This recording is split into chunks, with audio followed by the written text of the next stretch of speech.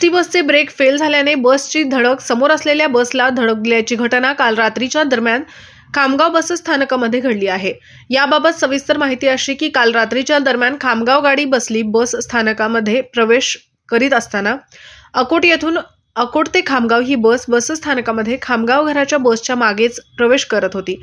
ड्रायव्हरने बस आतमध्ये वळवताना ब्रेक मारले असता एसटी बसचे ब्रेक लागले नाही, त्यामुळे अकोट आगाराच्या बसने खामगाव आगाराच्या बसला मागून जोरदार धडक दिली।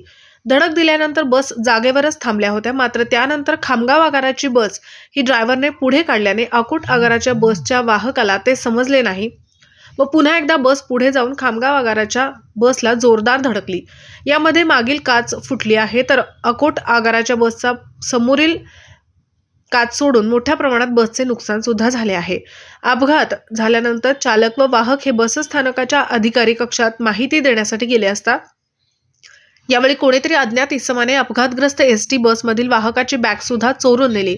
त्यामध्ये वाहकाचे वाहन चालक परवाना, बॅच, महत्त्वाची कागदपत्रे, कपडे, जेवणाचा डब्बा व इतर साहित्य होते। घटनेची माहिती मिळताच खामगाव शहर पोलीस स्टेशनचे अधिकारी व कर्मचारी घटनास्थळी दाखल झाले होते। पुढील कार्यवाही सुरू होती।